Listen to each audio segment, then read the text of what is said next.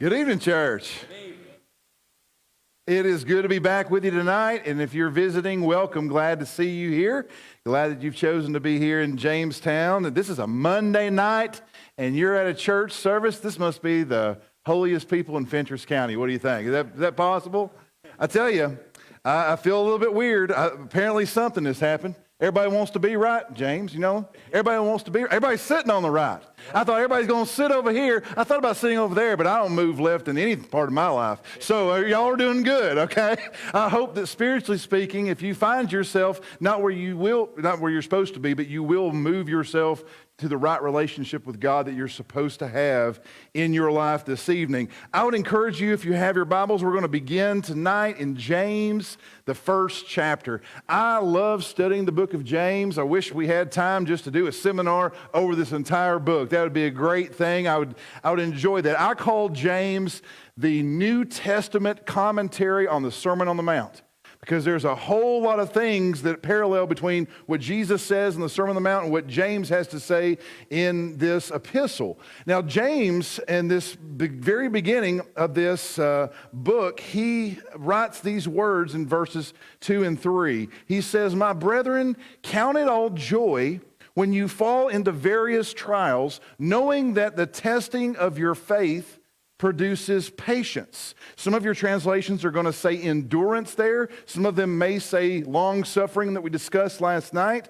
But he says, count it joy when you fall under trials. Now, one of the things you need to know about James chapter 1 and this word that's used for trials is that some places in the text, the translators try to make a distinction between trials and temptations, but it's the same word in Greek. So you see here in chapter 1 and verse 2 where he says that you fall into various trials. I'm going to approach that this evening as he's discussing temptation, because I think it's very clear later on that he is, in fact, discussing temptation. And it's not the temptation of itself and where you find joy. And it's not the pleasures of sin in where you find joy. What James is calling us to do as Christians is to look and see how we can grow as we endure the temptations that we face.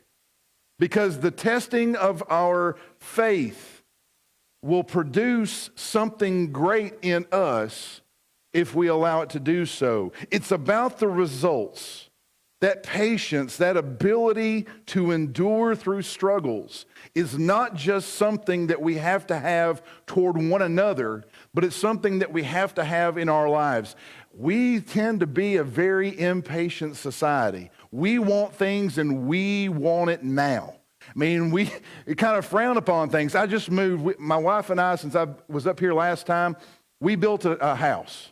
Right after COVID. Terrible time to build a house, but we got through it. I did a lot of the work myself, and I try not to cut any corners and do things up to code and all of that, but it took a lot of patience. And you know what was frustrating is I had to make a lot of trips to Cookeville, and I made some trips over to Lebanon to Home Depot, and I ordered some stuff off Amazon. And my address, even with Amazon Prime, I can have it shipped to my parents in Cookeville, and it arrives 3 days sooner than if it comes to my house. Right now, it's like, that's so frustrating. I wanted it yesterday, and now I got to wait 3 extra days to have it delivered to my house. So I have it delivered to Cookeville and then go pick it up. So my parents are like, yeah, that's fine. You can do that. That's not a big deal. But we tend to be people who are very impatient. We want things. We want it quick. We want it now. And for young people, it's very hard because Bible study, there is no shortcuts. There's no way to do, I mean, you can't know the Bible just because you can Google it, you know? It requires more than that to come to an understanding. To have wisdom is something that we're going to see we ask of God, but it's something that also comes with experience. And some people just believe if you can't Google it, it's not worth knowing, and I disagree with that wholeheartedly. But we'll notice here that he says, if you let patience have its perfect work in verse 4, that you may be perfect and complete, lacking nothing. Now that word perfect, again, it means mature. It's not that we become sinlessly perfect. It's not that we have sinless perfection about us, but it's that we reach a point of maturity in our Christian walk. You know, I think of in this passage, actually, James defines this perfect and complete, he says it's when you lack nothing. That means that you have all the resources that you need in order to overcome the temptation that comes your way. And by grace, we know that we have access to that toolbox, that God has made it available to us to be able to access these blessings that we have in Christ Jesus so that we can endure the temptations that come our way. And he says in the very next verse, but if you lack wisdom, let him ask of God, who gives to all liberally and without reproach, and it will be given to him. So if you find yourself going through temptation in your life and you recognize that it's wisdom that you're lacking, how do I take what God has told me in his word and then take it and put it and apply it to my lives, and then I exercise wisdom so I don't find myself giving in to the temptations that come my way? James says you ask of God, and God gives liberally and without reproach. Now, the way that I usually illustrate this is if you can imagine asking your parents for money and asking your grandparents for money. That's the difference here. When you ask your parents, when I ask my parents for money, my parents would say, why do you need money? What happened to your birthday money? What happened to your Christmas money? What happened to your allowance? What happened to the money that you earned at your job? Why do you need money from me? It's like I felt bad even asking. With grandparents, it's like, oh, you need a 10? Here's a 20. Oh, you need a 20? Here's a 50, right? It's a whole different ball game with grandparents. My wife and I don't have kids of our own. We have tried our best to influence children, influence all the kids that we can in the limited amount of time. That's why we both feel very passionately about youth ministry, and we've been involved in that even though it wasn't required of us. We just feel very strongly about it. And one thing that I would say, and this is speaking from experience over the last 20 years, is this. And if you take notes, this is a good one to write down. Parents, raise your kids and spoil your grandkids. If you spoil your kids, you'll raise your grandkids. And I've seen it time and time again. Okay? Train up a child in the way that he should go is more than just telling them, it's showing them. You have on-the-job training. Training up a child is so vitally important. And he says, when we ask God, God doesn't run us down the road. He doesn't give us a hard time. He gives to us wisdom liberally and without reproach. And he says those who ask such things need to ask in faith with no doubting, for he who doubts is like a wave of the sea, driven and tossed by the wind. I don't believe in this passage that he's saying, don't doubt that God can or will provide for you the wisdom. What I think he's saying is, when you ask something of God, don't doubt that you actually need it. And he'll go on to talk about how we tend to ask for things, but we ask amiss because we want to fulfill our own passions and our own desires. We'll get to that in a few minutes. But temptation provides us with an opportunity to change our prayer life completely, church. I mean, think of it in these terms. Even when we have public prayers here, I don't know what your home life is like. I don't know what your prayer life is like when you're at home. But often we spend a lot of time in our prayers asking God to get rid of the things that are in our life that we don't like. Any kind of pain, any kind of struggles that we face, any of those things, we ask God, remove the sickness, remove the temptations, remove the hardship, remove all that from me, instead of asking God to give me the things that I need to help me through it. And so when we find ourselves with the problem of going through these trials, these temptations, we have access to God who gives to all liberally and without reproach, but we need to ask for things that we believe that we need. And if God doesn't provide those for us, then we don't need them. He says, you will be a blessed man, down in verse 12, who endures temptation, for when he's been approved, he will receive the crown of life, which the Lord has promised to those who love him. we see the reward at the end of enduring those things. You're blessed because you realize it was all worth it. All the things that I endured in this life is all worth it following Jesus. And then he makes this statement in verse 13 that begins what's known as a sin cycle here. He says, "Let no one say when he is tempted that I am tempted by God, for God cannot be tempted by evil, nor does he himself tempt anyone." So when we find ourselves in places of temptation, we can't look at God and say, "God, this is all your fault. God, you made me this way. God, you gave me these desires." He says that's not the case at all. He says each one is tempted when he is drawn away by his own desires and enticed. Even when we look at this passage, it's not the devil made me do it either. It's not God, you made me this way, and it's not devil made me do it. It's I'm drawn away by my own desires, and that's what entices me. I'm drawn away by those things. And that word for entice, it means exactly what you think it means. It's the idea of setting a trap or putting having a hook and putting some bait on it. That's what it is. You don't know my parents. I talked a little bit about my mother last night. My father, I call him the professional squirrel catcher. I don't know why. I have a very redneck family. Let me just say that, okay? You probably do as well, but I really do.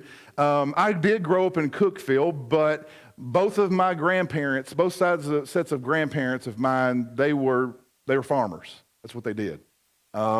My parents were the first generation that weren't full-time farmers, and then I guess I was raised kind of in the city, but we still do redneck things, and we have a lot of fun with those kind of things. But Mom and Dad decided they moved to the middle of Cookeville, just a few blocks away from the house I grew up in. They lived there like 40 years, and then they moved to a one-story house. And then they did something that they had not done my entire childhood. They put up bird feeders in the backyard. And I guess they like to watch birds. But Dad hates squirrels. Dad hates squirrels. Mom doesn't like them either because they, try to bend the birdhouse over, and they got the little shepherd's hooks and all that stuff, and they just make a mess. And Mom just doesn't like squirrels. Dad hates them. And so Dad has this idea in mind. He decides, I'm going to go and get me some live traps. And at the farm we have in Overton County, there's some pecan trees up there, and they had a bunch of pecans that they had left over from years before. And I'm going to take a few of those pecans, I'm going to set them in these 2 live traps right underneath the bird feeders. And over the course of a couple of years, he caught hundreds of squirrels. Now, it just so happens that there was this guy working at Potter's who had a dog that he wanted to learn how to treat squirrels. So he got to give his dog plenty of practice. So he'd come get the live trap, take it, and Dad would usually catch one, and then many days caught 2, both traps full of squirrels, and the guy would take them home and turn them loose and then bring the traps back to Dad. And so the next day, Dad catches 2 more. That's the way that it worked. And so he'd caught hundreds and hundreds of squirrels. Do you know what he never did? He never caught a squirrel by sitting out there by the bird feeders really, really still and waited for a squirrel to come up and then grabbed it and threw it in the trap. That probably would not have worked out very well, would it? That squirrel probably would have scratched him and clawed him, bit him, and just trying to get away. And I don't know if Dad had been able to hold on to it, and he probably wouldn't have been able to shove it into that cage. But he didn't have to. The squirrel had a desire for a little pecan, and he walks right into the trap under his own power. Satan will set the bait for us, but really it's our own desires that make it a temptation for us. We walk right into the trap by our own power, by our own decisions. James continues and he says, when desire has conceived, it gives birth to sin. And then sin, when it's full grown, it brings forth death. Many times the desires that we have are influenced by the people who are around us. Do you agree with that? A lot of time, really the temptations that we have, they're influenced by the people who are around us. I don't like the term peer pressure, but I guess that's probably what it is. There is a social pressure anyway, but it doesn't always come from peers. And I think that peer pressure, social pressure is kind of a neutral concept. There's good kinds of social pressure, isn't there? I mean, if you look at this passage in Hebrews chapter 10, we made a little bit of a mention of it yesterday. Hebrews chapter 10, verse 24, let us consider, we got to meditate and think about ways of stirring up love and good works in one another. What is he saying? He's saying, think about ways to pressure each other to do love and good works. So there is kind of a social aspect to that where you can have this positive type of influence with someone else. But typically what we think about is we think about the negative part of peer pressure, don't we? And that's a temptation for us. And the temptation is fitting in with everybody else. I love Christmas movies. I like all kinds of Christmas movies. My wife doesn't have to ask me to turn on Hallmark Channel and watch Christmas movies. I gladly do it. I'll do it. But, one of my favorite ones is A Christmas Story. Little Ralphie, right? And when I think of peer pressure, I usually think of the scene where they're just standing around and it's, I dare you. I double dog dare you. I triple dog dare you. And then all of a sudden you end up with somebody licking a frozen flagpole. I would just think about how that negative influence, that negative peer pressure comes up. But we would never be so foolish, would we? We would never fall for the trap of being influenced by the people around us. Let me see if I'm okay. I'm okay. Let me show you this next picture.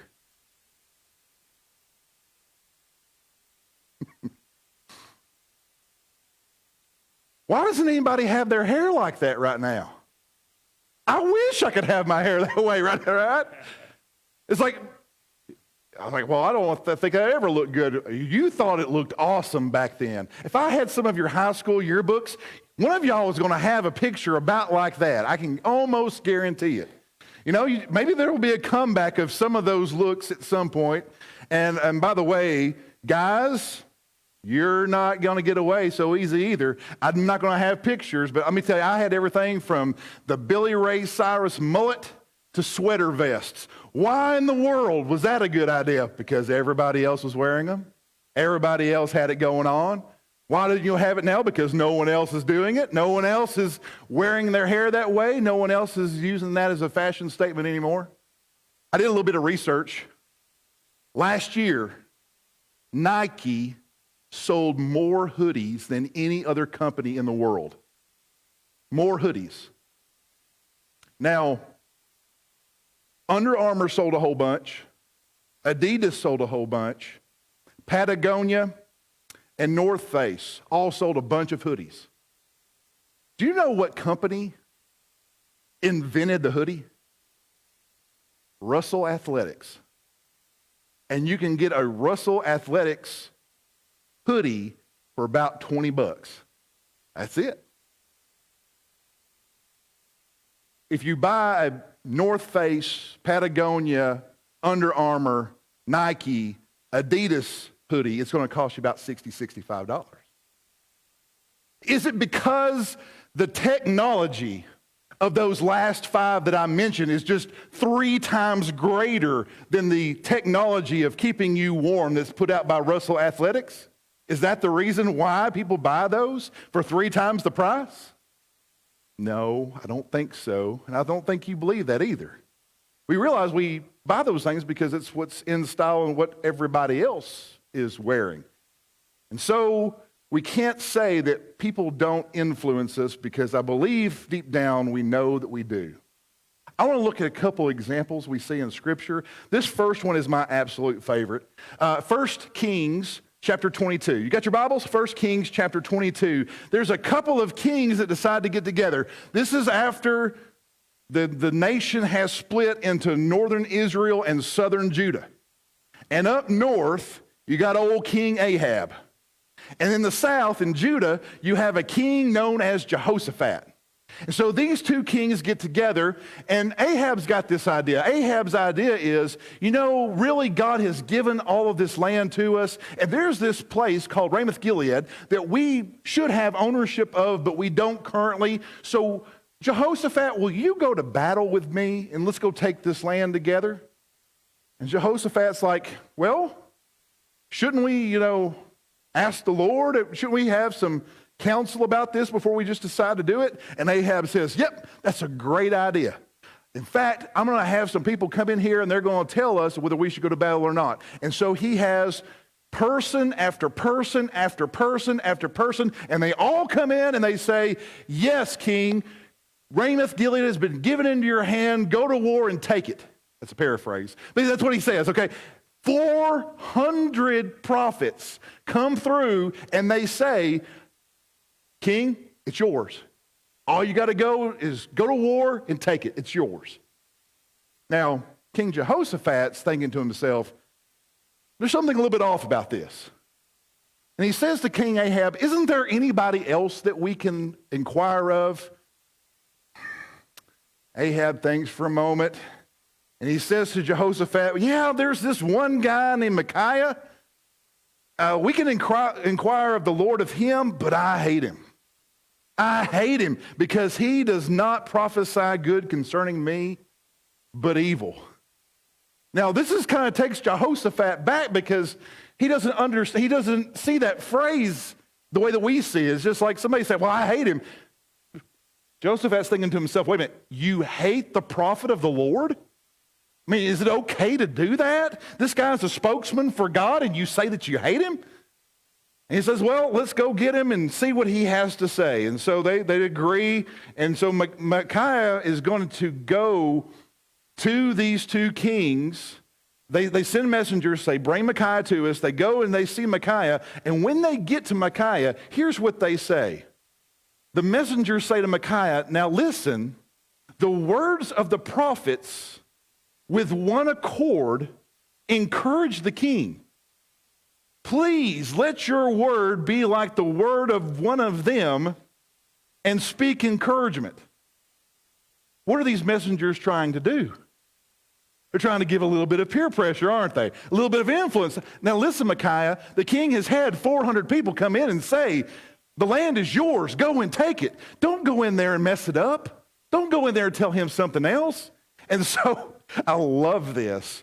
He says there in verse 15, when he came to the king, and the king said to him, Micaiah, shall we go to war against Ramoth Gilead, or should we refrain? He answered and said, I'm going to put some emphasis on this. He said, go and prosper, for the Lord is going to deliver it into the hand of the king. See the sarcasm? I don't know if you're familiar with sarcasm very much. My parents were excellent at it. I go be at the dinner table, knock over my drink. Oh, that was smooth, John. But it wasn't really smooth, right? Sarcastic. And apparently, Micaiah puts the sarcasm on so thick that the king says to him in verse 16, how many times shall I make you swear to tell me nothing but the truth in the name of the Lord? In verse 17, he says, well, I saw all of Israel scattered on the mountains as sheep that have no shepherd. And the Lord said, these have no master. Let each one turn to his house in peace. What Micaiah is saying is, King Ahab, you go to war and you're going to die. The sheep aren't going to have a shepherd because their leader, you, the king, is going to be dead. And the king says, take this guy and put him in prison. And we see it's kind of a weird expression there in verse 27. Put him in prison and feed him with the bread of affliction and water of affliction until I come in peace. So give him just a little bit of bread and just a little bit of water until I get back, and then we'll see. And Micaiah says in the very next verse, King, if you come back, then I never have spoken to the Lord. Then the Lord's never spoken through me. The Lord has not spoken by me. And he says to everybody, listen to what I'm saying. We don't know what happens after that, but we do know that Ahab doesn't make it. We don't know what happens to Micaiah. That's just an individual who says, it doesn't matter what kind of pressure you're going to put on me, I'm not going to turn away from the Lord. In 1 Samuel chapter 15, you remember that the story of Saul, how Samuel had appointed Saul and he was given the instructions by God to go to the Amalekites, completely wipe them out. All the men, all the women, all the children, all the livestock, everybody was to be completely, utterly destroyed. And Samuel goes to his house and he gets a message from the Lord and he says, you're going to have to go and you're going to have to appoint somebody else as king. And Samuel was like, what's the problem? The problem is that Saul hasn't done what I've asked him to do, what I've told him to do, commanded him to do. And so Samuel was like, okay. And so he's going to go meet up with Saul. And when they two meet up, Saul's like, guess what? I did exactly what the Lord told me to do. I have followed the command of the Lord.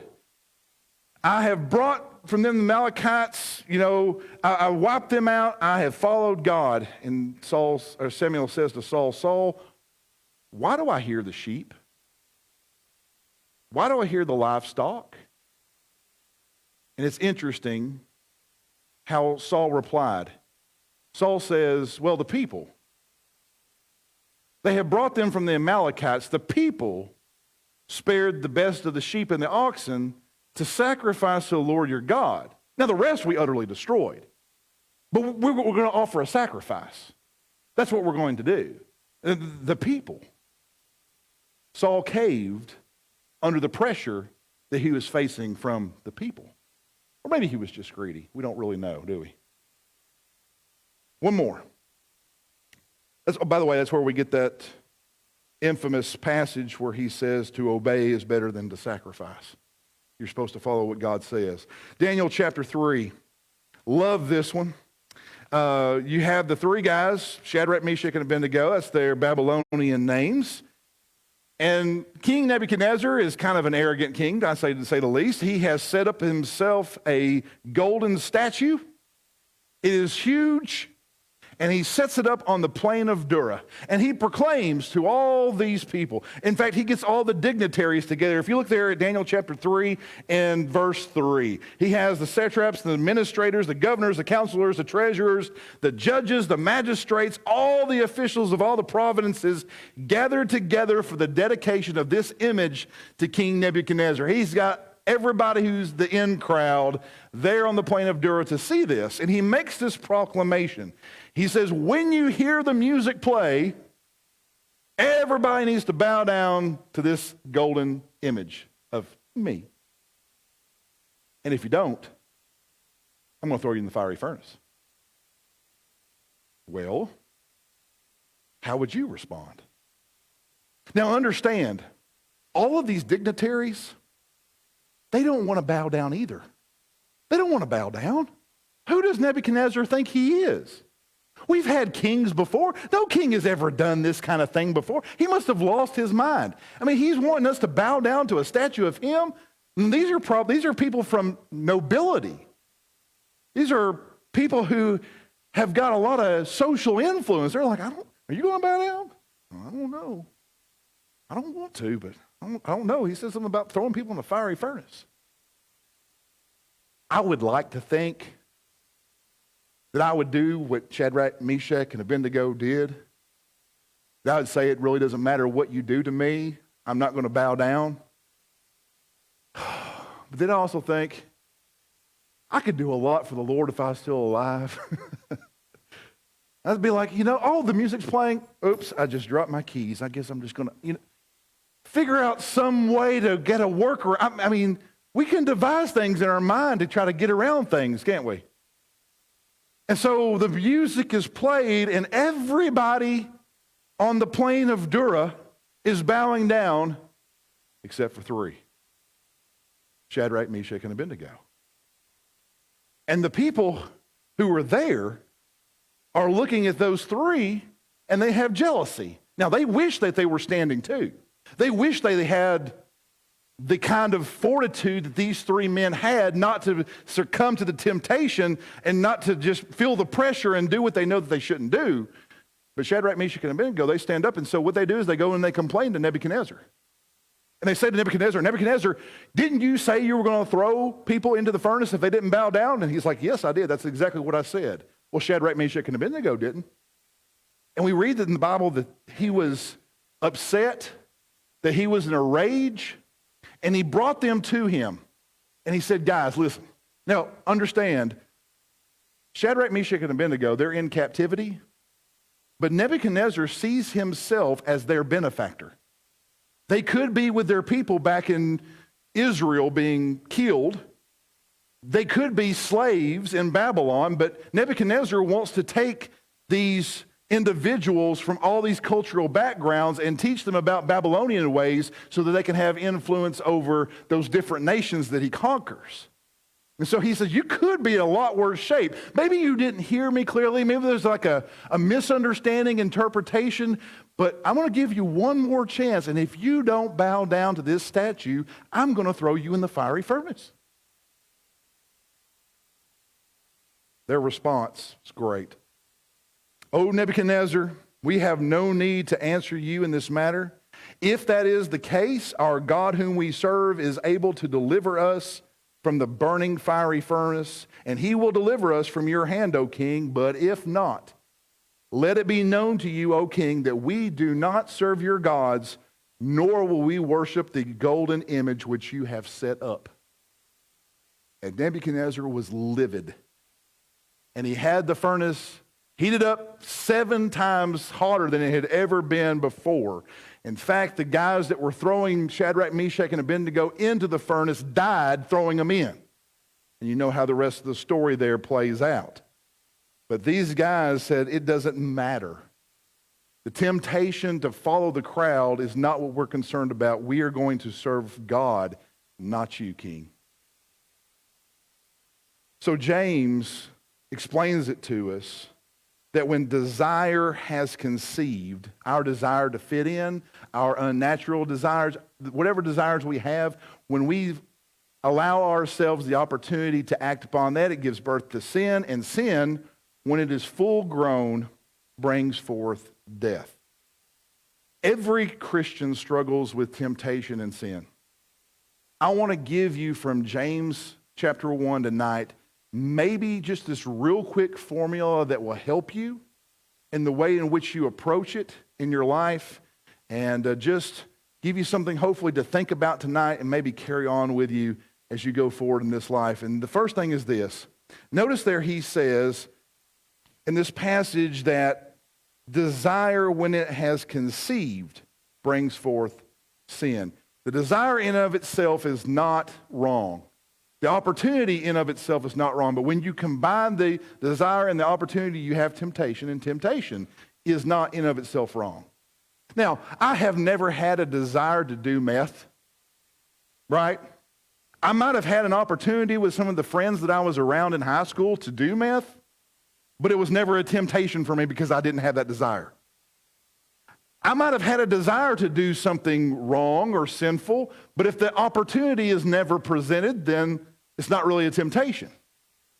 You know, if you are with your parents, if you're a teenager and you're with your parents or something, you don't have an opportunity to act upon that desire, so it's not really a temptation for you.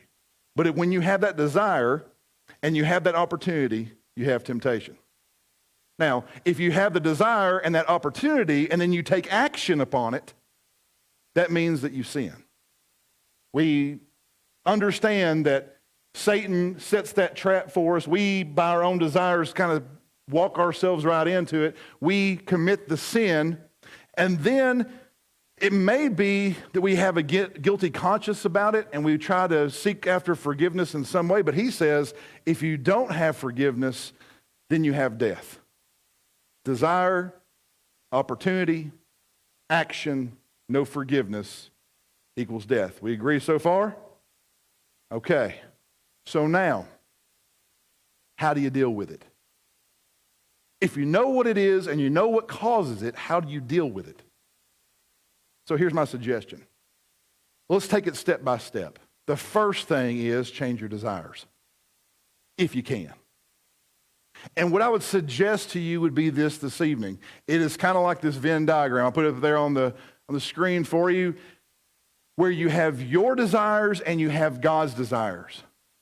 And when my desires are overlapping and they're the same as God's desires, that little section in the middle is what you call maturity. spiritual maturity. When my desires are bending to the will of God and where His will is my will, in all of those areas, you're growing and you're becoming more mature. Really, at the core of peer pressure and the things we were just talking about is I desire people to like me more than I desire God to see me as being His child. I love people's approval more than I love God. That's the struggle. So as we submit our will to Him, we grow mature in those areas. The second thing is limit your opportunities. Limit your opportunities. You know the places and you know the times that you struggle the most. It's not wise for a person who struggles with alcohol to go to a bar. It might not be wise for a person who struggles with alcohol to go with their friends to watch football. You see what I'm saying is you know where the struggles are. You know the times of day.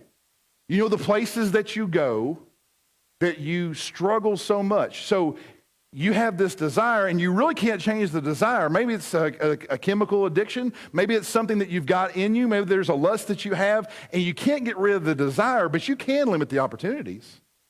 You know, it's amazing to me, being in ministry, I have tried my best to set up safeguards myself. James and I were talking about it. Doing youth ministry, I believe, is the hardest part of ministry altogether because you're dealing with people's children. And not only do parents have different parenting styles, that makes it tough. Kids have different personalities. And I recognize very early on, I don't have to do anything wrong. If there is ever an accusation against me, my life is ruined. Make sense? I mean, you know what I'm saying. So I have put up safeguards myself to know that there's not going to be anything that's impure in my relationship with these children or teenagers or college students or whatever it may be. And I think that that's so important. We can limit those opportunities. Anytime I have a woman come to my office, my wife gets a call automatically. We have the window and the door and all that stuff if anybody happens to pass by. And it's just smart. If you know that you have a struggle or you know that there might be a struggle or you know that people might have an understanding, put safeguards in place. I mean, that's why when you go down the road, you see guardrails. It's not going to be fun if you hit a guardrail, but it's a lot better than going off into the ditch. So limit the opportunities when you can do so. Number 3, exercise self-control. Sometimes you can't change your desires, and sometimes those opportunities come your way that you don't expect. And when that happens, we have to exercise self-control. That's part of the maturation process as well, church, because that's the fruit of the Spirit. As we're living our life in the Spirit of God, love, joy, peace, patience, kindness, goodness, faithfulness, gentleness, and self-control. Self-control, Galatians chapter 5, verses 22 and 23.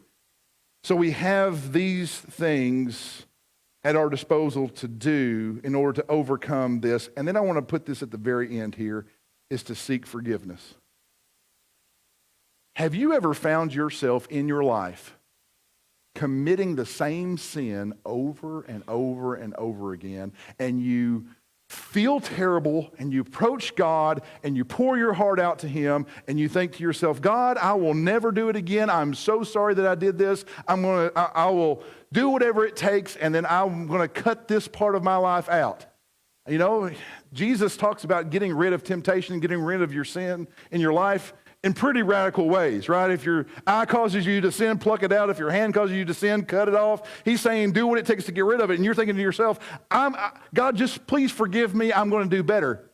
But then you find yourself doing the same thing again and then again. Why? Because you didn't change your desire, you didn't limit your opportunities, and you didn't exercise self-control. Maybe we need to make the changes in our life before we're seeking the forgiveness instead of just saying to God, God, forgive me, but I know in my heart that I'm not going to make any kind of changes about my behavior or about the opportunities that come my way. So James concludes this part, and he says, don't be deceived, my beloved brethren.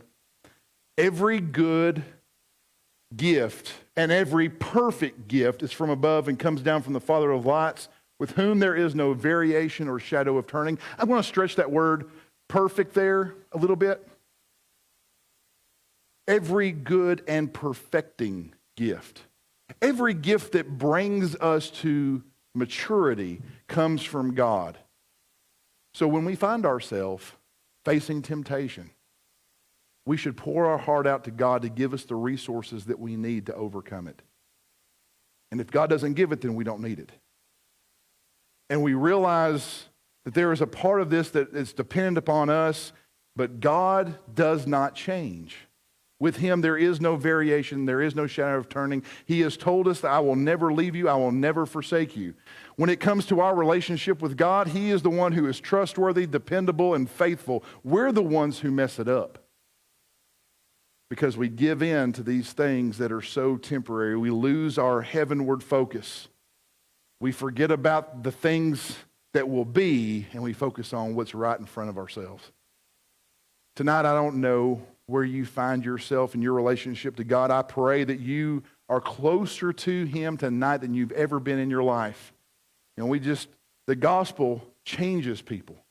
The gospel changes hearts. It changes minds. We know from Romans 1:16 that it's the power of God unto salvation for those that believe. If you're a person who needs to respond in faith tonight, confessing your sins, confessing Christ before men, repenting of the sins that are in your life, putting him on in baptism, we want to give you the opportunity to do that tonight, but you may be a person who has found yourself struggling with the same sins over and over and over again, and you've told yourself that you will do whatever it takes to stop this in your life. It may very well be tonight that you need to confess that sin to your church family. Let them pray for you. Let them encourage you. Let them hold you accountable as you go through this life and you struggle with that thing. I don't know where you're at, but you do. And the Lord does. And if we can help you, we'd encourage you to come as we stand and as we sing. Never be the same again. I can never return. I close the door. I will walk the path. I'll run the race. And I will never be the same again. I will never be the same again. I can never return. I've closed the door. I will walk the path. I'll run the race.